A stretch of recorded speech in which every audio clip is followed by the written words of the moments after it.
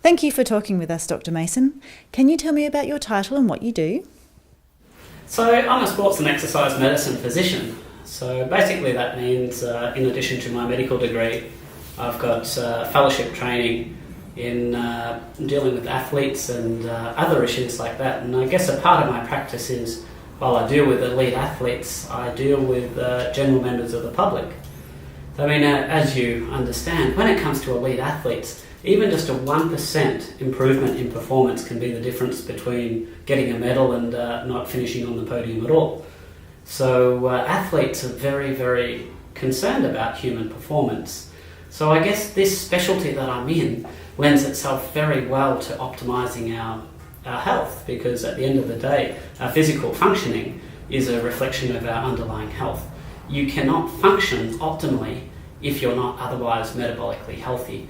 So I guess that's led me to having two interesting parts to my career. So in one aspect, I'll deal with elite athletes, and the other aspect, I'm dealing with members of the public, and we're just looking at trying to optimise every facet of their health, metabolically, autoimmune, inflammation-wise, focusing on sleep and mood, and we really look at the whole package. The three main sources of energy in the diet are carbohydrates, protein and fat. How important do you think each of these are? So yes, it's absolutely correct. We get energy from three main sources in our diet, from carbohydrates, from protein and from fat. But only two of those, the protein and fat, are what considered essential nutrients. So the lowest level of carbohydrate intake that is consistent with good health is exactly 0. That quite literally means you can be in excellent health and not eat a carbohydrate at all. And the reasons are simple, because if your body does need sugar in the form of glucose for whatever reason, it can actually make it through a process called gluconeogenesis. And when we have a look at some of the old guidelines that actually recommend you need 130 grams of carbohydrates a day for your brain function, well, the origin of that myth actually stems from an Institute of Medicine report that actually calculated that the brain, if it wasn't given any other nutrients at all, if it was only given carbohydrates, that it could burn up to 100 grams of carbohydrates a day. And they just added on the extra 30 grams as a bit of a buffer. But the simple fact is that if you're getting enough protein and enough fat in your diet, your brain can survive perfectly happy for the most part on ketones, which are produced when fat is metabolized. In actual fact, we know that 70% of more of the energy requirements for the brain can be provided by ketones. And the rest of it can simply be provided when your body actually makes glucose through this process called gluconeogenesis. There is absolutely no need to ingest carbohydrates to be in good health. If we do not need to eat carbohydrates to be healthy, how much protein and fat should we aim to consume? Well, most dietary guidelines recommend an intake of about 0.8 grams per kilogram of body weight per day. And in actual fact, when we look at the literature, we find that probably about double that or even more is actually required for optimal health. And the reason that the guidelines actually underestimate the needs for optimal protein is that protein has two jobs in the body. It's used to build stuff, so things like muscles and bones require protein as a structural substrate. But it's also involved in things like enzymatic activities. So enzymes are little proteins that help chemical reactions along and do things in our body, and they're very important for our function. But in the original analysis, when they were trying to calculate exactly how much protein we need, they didn't actually consider the role of proteins as enzymes and all their myriad of important functions. They only looked at it as a building block for the tissues. And as a consequence, they severely underestimated the level of protein, which is consistent with good health. And as we know that plant proteins are also clearly inferior to animal proteins in the basis of their digestibility and bioavailability, they don't contain the same amounts of essential amino acids, and they don't contain the right concentrations of the other amino acids to be fully incorporated into body tissues effectively, or as effectively as the animal protein. So if we consider that protein intakes on certain, say a vegetarian diet might actually necessarily be lower, then that can actually, and the protein is not as good quality, then we end up with less lean tissues, less bone density, less muscle mass, these kind of tissues which are associated with good health. And then when it comes to fat, well, historically, and this relates back to the diet-heart hypothesis, we've become fearful of fat as a nutrient, especially saturated fat. But the actual fact is that animal foods which contain saturated fats are healthy, and the saturated fats in and of themselves actually seem to be good for us. In actual fact, it's the polyunsaturated fats which are found in the things we call vegetable oils, which come from seeds, which are quite deleterious and bad for our health. I've always been taught to avoid eating saturated fats. Can you explain why you believe saturated fats are healthy and polyunsaturated fats are not? So it's probably difficult for your viewers to get their head around the fact that I'm saying animal foods with all their saturated fats are healthy. But the thing to understand is that that's exactly what the science shows, that saturated fats are good for us, and the polyunsaturated fats which are found in vegetable and seed oils are actually quite dangerous. They can actually damage our health. And the reason I can say this is because I'm backed up by the science. Now, the big problem is that while we've got science that very clearly shows this, it hasn't been communicated accurately to either the medical profession itself or to the public. So if I give you an example, so if we have a look at some papers here. So this study here was published in 1966, and it was a study of over 1 million Indian railway workers over 5 years. And they compared railway workers from different parts of the country. And the thing to understand about India is that geographically there's significant variations in dietary consumption. In the north of India, they tended to consume about 19 times more fat, most of it which was saturated animal fats. And in the south of India, they mainly get their fats from vegetable and seed oils. And the difference in deaths from heart disease between these saturated fat-consuming northerners and the southerners was 7 times. The southerners, with their vegetable oils and less saturated fats, were dying at a rate of 7 times from heart disease that of the people in the north. Now, this is what we call an epidemiological study. So it doesn't in and of itself prove causation, but we do have a bunch of other studies called randomized controlled trials which do. If we, for instance, have a look at this paper, which was published in 1965, this was a randomized controlled trial which actually had 3 arms. 2 of them were comparing a corn oil, a vegetable oil, to no oils. Basically a control diet, just continue having your usual saturated fat. In the group that was placed on the vegetable oil diet, the corn oil diet, over the course of the study they had 5 deaths. In the group that did nothing, they had no oils, so it's just a standard saturated fat, the diet they were usually doing, they only had 1 death. Now again, this is quite old research and not great numbers, but the authors of this paper concluded that corn oil, as that form of vegetable oil, should not be consumed. And then we have a lot of more modern studies as well. We have large-scale randomised controlled trials. This one here was done in Sydney. So this is called the Sydney Diet Heart Study. This was run between 1966 and 1973. And they basically took males who had had a heart attack and they randomised them to either replacing some saturated fats with vegetable oils or not. And this study, you'll recall, was finished in 1973. But the results of it, the full results, were never published until, and this paper here, so they weren't published until this was published in 2013. So an independent investigator uncovered the original study data in a basement and went through a rigorous process of analysing the data. And when they analysed it, they actually found that the mortality rate for the group that was given the vegetable and seed oil actually increased by 62%.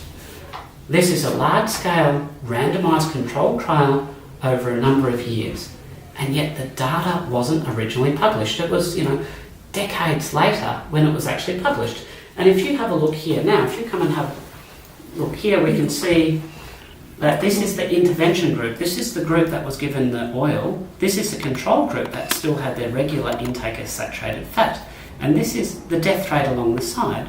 So the higher this line, then the worse the outcome. And you can clearly see that there's more people dying in the vegetable oil group than they were in the saturated fat consuming group. Now this kind of data has basically been buried, and it's not the only one. We have the Minnesota Coronary experiment, which ran between 1968 and 1973. Over 9,000 subjects, males and females, and it was very similar. They, gave some people vegetable oils and other ones that didn't. And the results weren't published after the study completed for 16 years. And even then, they didn't publish the data on mortality. And when they actually asked one of the original investigators before he died why they didn't publish the data, he said, and I quote, it was because they found the results disappointing.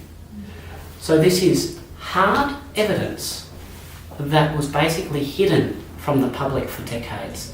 And it's finally been published in 2016 in the British Medical Journal, a very reputable journal. But don't think for 1 second that this kind of, misrepresentation or hiding of results is confined only to previous eras. We still have it in the modern era. You may have heard of the Women's Health Initiative study. This here cost over $700 million US. They followed 48,000 females for about 8 years. This was a big, massive study.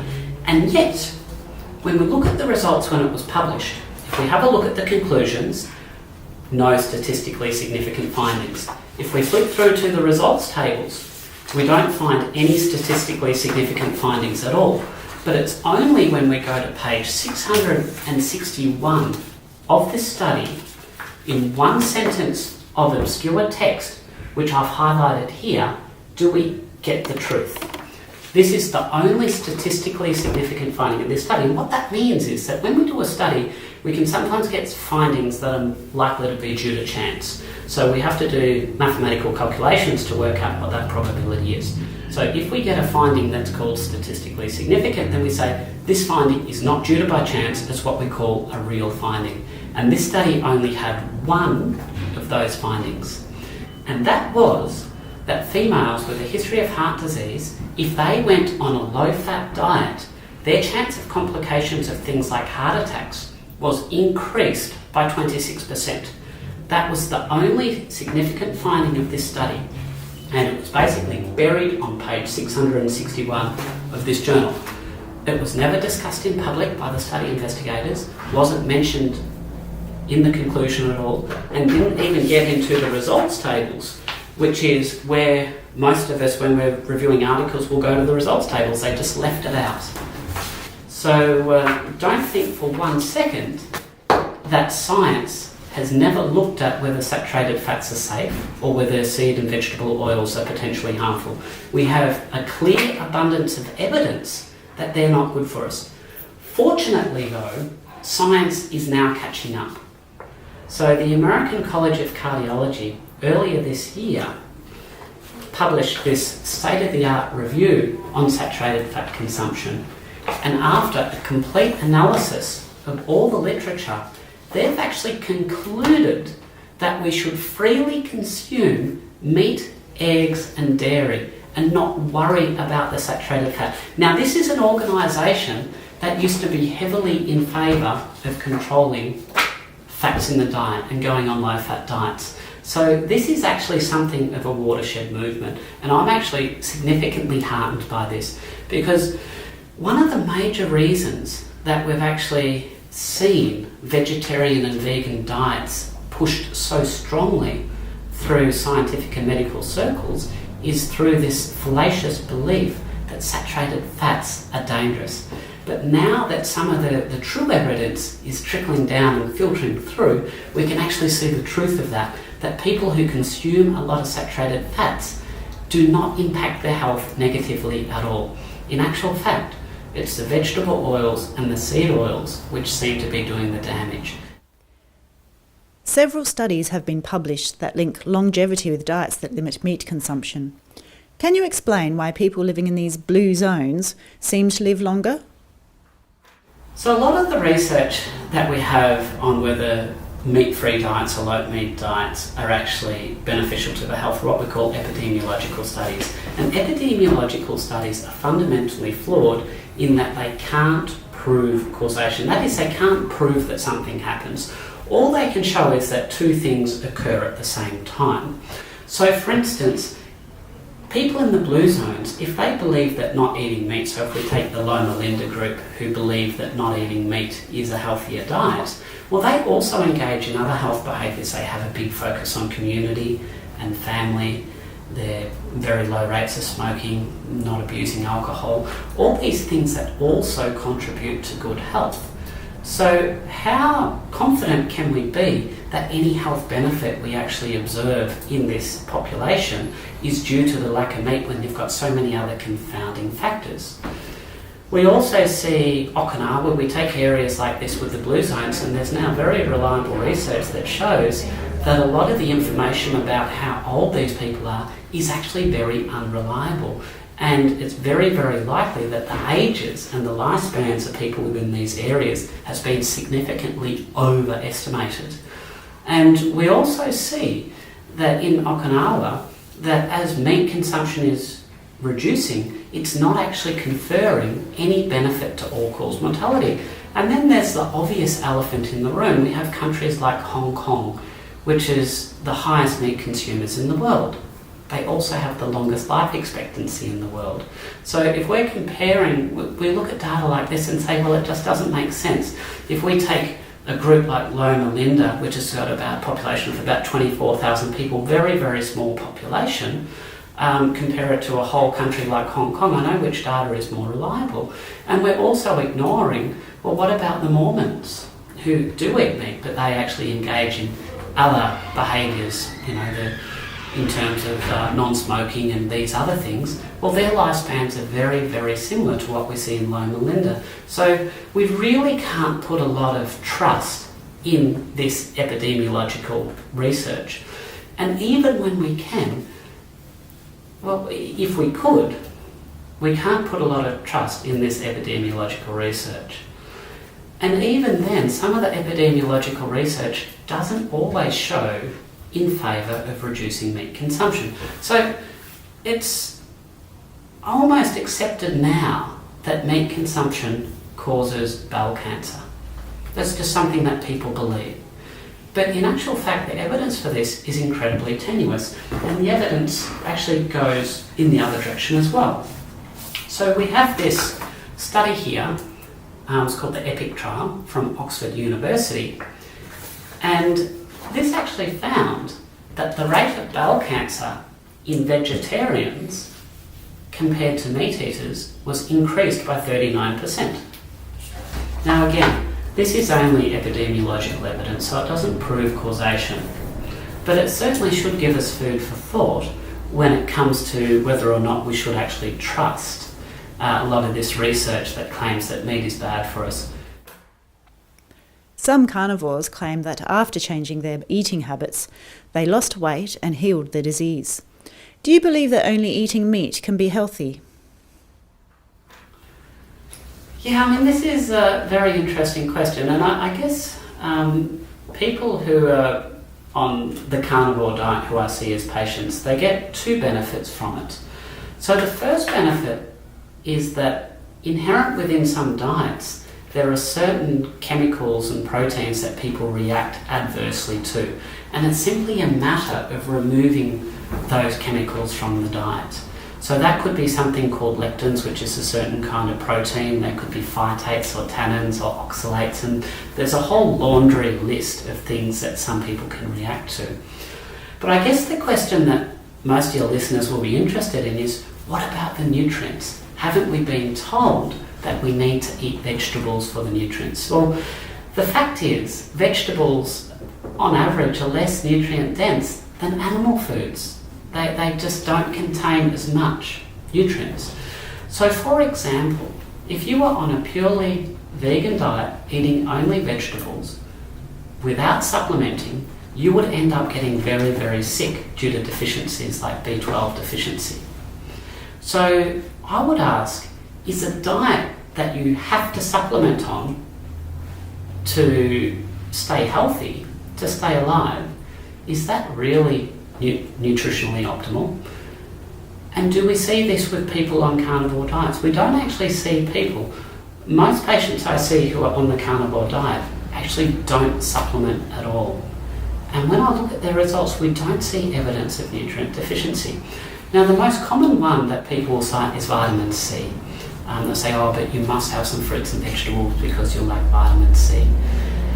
Well, vitamin C is very interesting. So first of all, molecularly, it's very, very similar to glucose.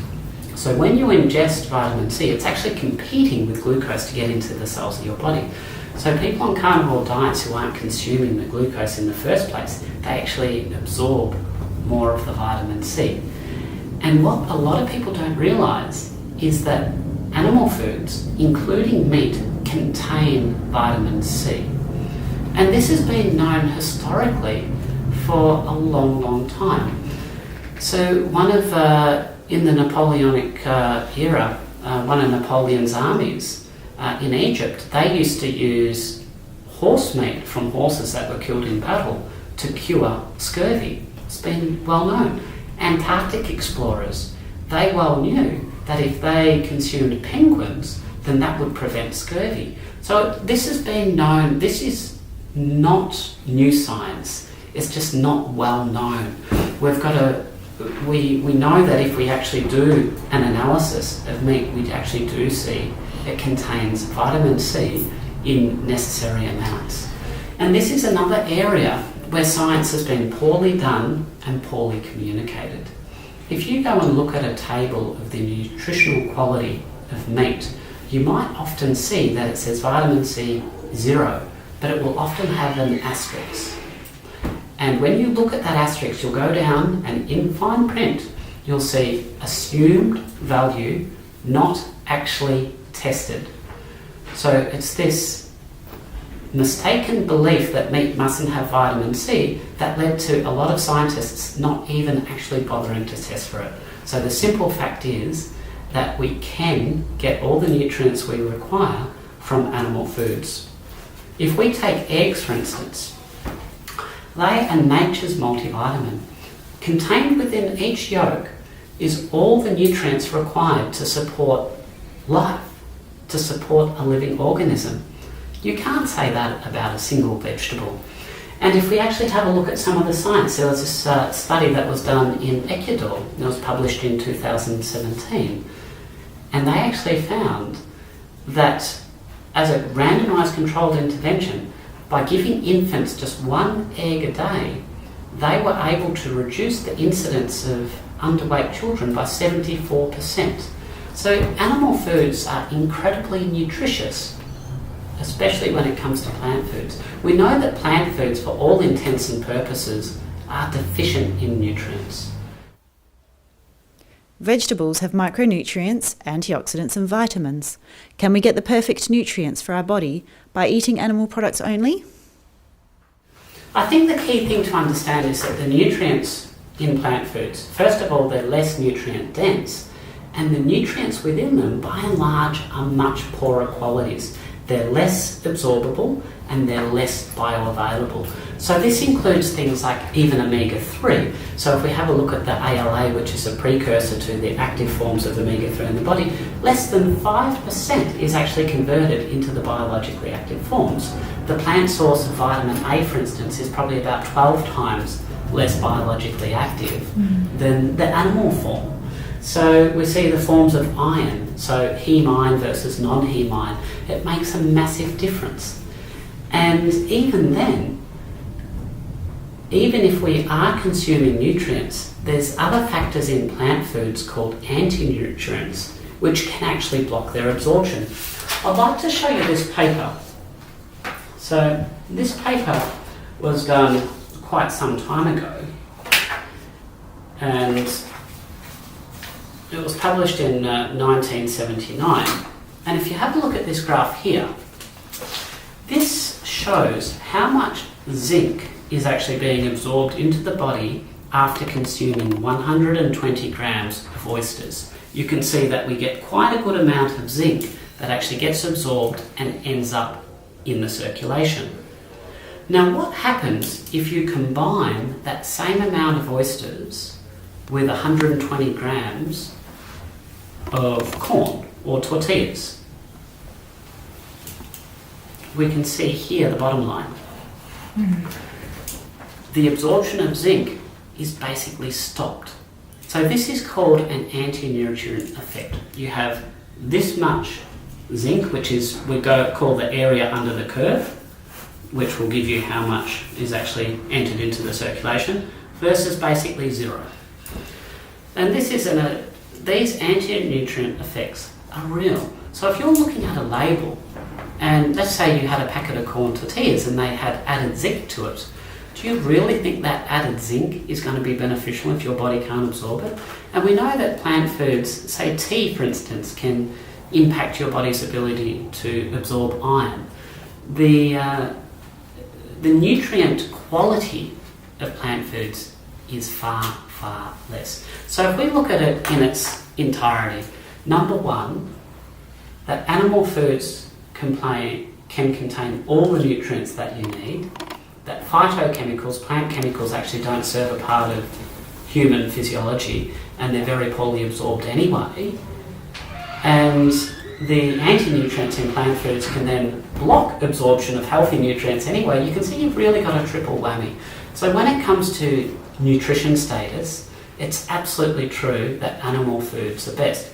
And don't think that this doesn't have very real consequences on people.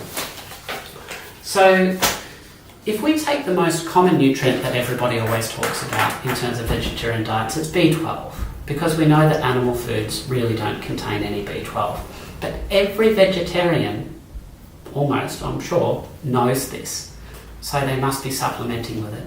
So if there was a nutrient of concern that shouldn't be an issue in vegetarians, it should be B12, because they should all know to supplement with it. And then also from the EPIC Oxford study, we have this kind of paper, which shows that we have a massive rate of B12 deficiency.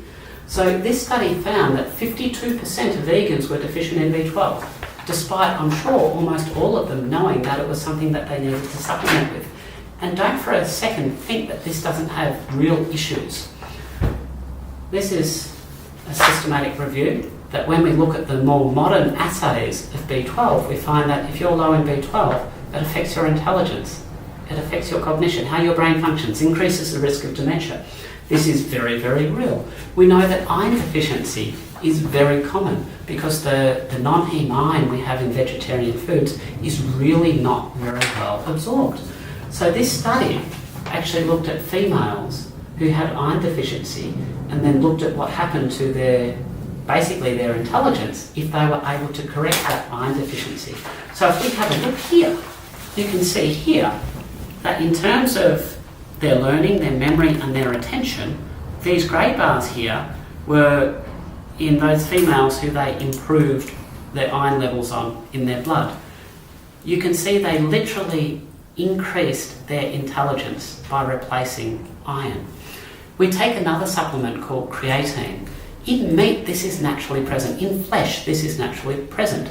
But it's not naturally present in plant foods.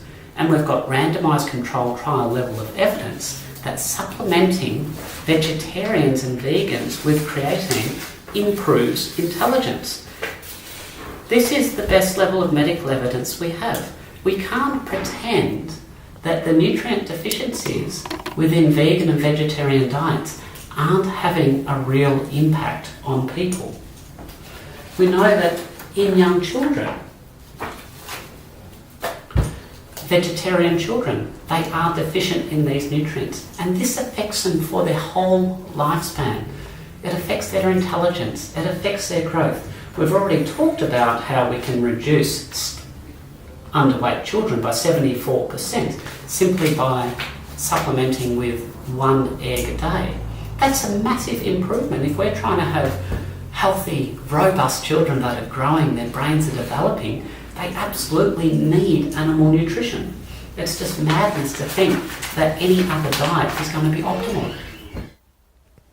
If we eat carnivore with lots of protein and saturated fat, won't this be detrimental to our health? The reason a lot of people are concerned about animal foods is because they're rich in saturated fat, but they don't just contain saturated fat. And as I've already explained, saturated fat is not deleterious in any way. It's actually very, very healthy. But the interesting thing is when we come to the polyunsaturated fats, the omega-3s and the omega-6s, because their chemical structure means they're very prone to something called oxidation stress. It means they contain double bonds which are reactive. And if these fats oxidise before we consume them, they actually generate oxidative stress in the liver and can contribute to problems like insulin resistance. And we've actually measured this when we do studies and we give people vegetable oils, which we know are heavily oxidised. We can actually measure these oxidised components in their blood very shortly after consumption. The beautiful thing about animal foods is, though, that we wouldn't eat them if they were off, if they were rancid. So the definition of rancidity is basically when the fats oxidise. So if these monounsaturated and polyunsaturated oils, called oleic acid and omega-3 and omega-6, they are essential to good health. But if we get them from meat sources, we're getting them so they're not oxidised, assuming that they're fresh, and they actually are essential, they're actually healthy for us. Whereas if we get those same oils and same fats from, say, a vegetable oil, the chances are, because these things oxidise within a matter of days, chances are that they are heavily oxidised and they'll be doing us damage. And that likely explains why the Sydney Diet Heart Study, the Minnesota Coronary Experiment, the corn oil study, all these studies actually demonstrated harms of vegetable oil consumption. So yes, meat is very rich in fat, but that's a good thing.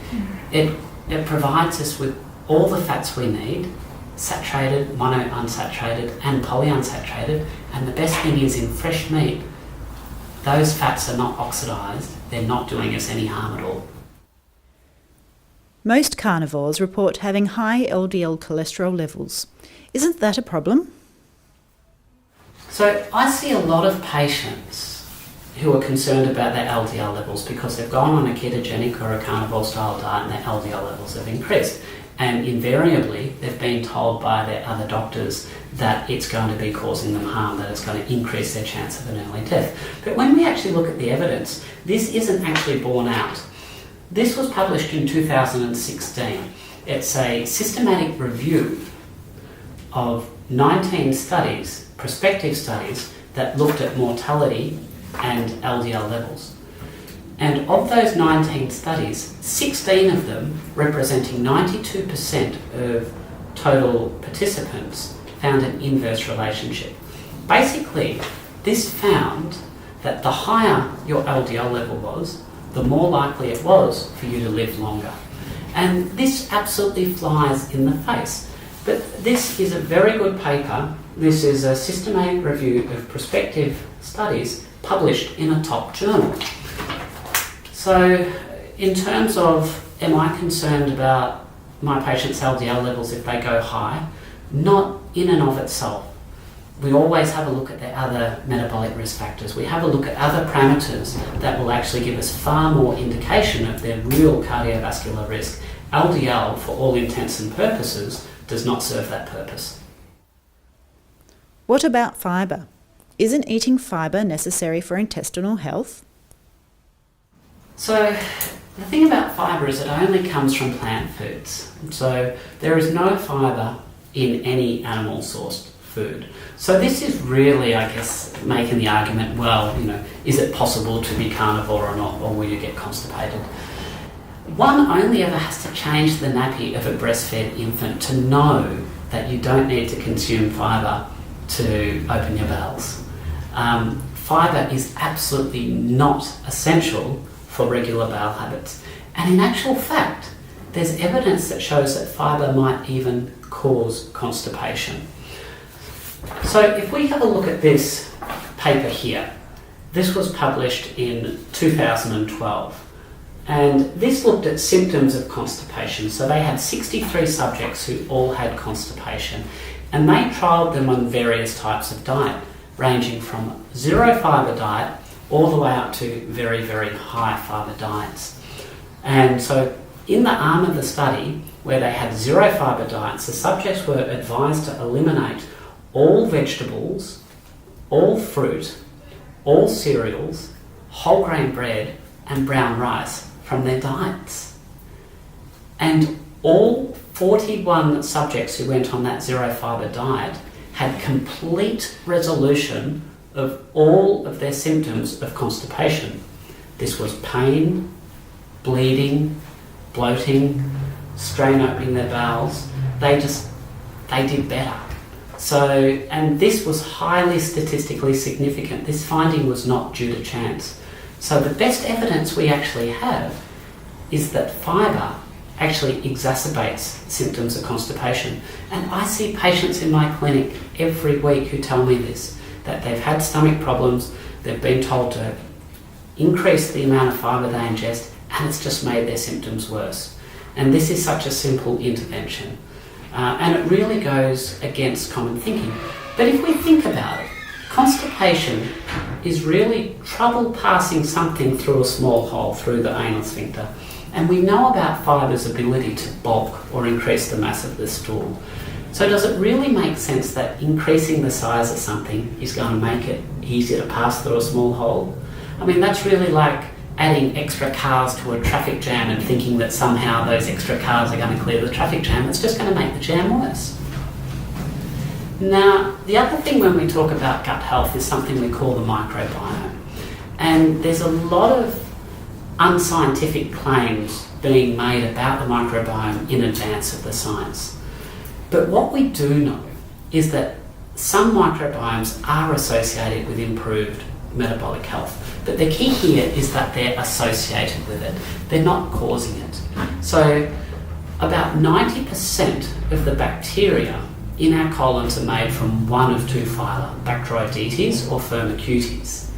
And we know that a larger amount of Bacteroidetes and a reduced amount of Firmicutes is actually associated with improved metabolic health. Now, when we actually put people on ketogenic diets, we actually see that very pattern. Increased Bacteroidetes, reduced Firmicutes, good metabolic health. Now, is it more likely that the good metabolic health comes from the fact is that you're now on a healthy diet, or is it somehow magically due to the microbiome changing? It's absolutely not the microbiome. We can change the microbiome within 24 hours. We can get wholesale changes within 24 hours. It's just coming along for the ride. So yes, it is reflective of the type of diet you're eating, but it's not causative. The real bang for the buck, the real benefits come from the diet, and then obviously the food that you eat also feeds the bacteria, and different bacteria in the gut will proliferate differently depending on what food you're eating. So this is really where a lot of people have mistaken correlation for causation. Just because two things occur at the same time doesn't mean that one causes the other.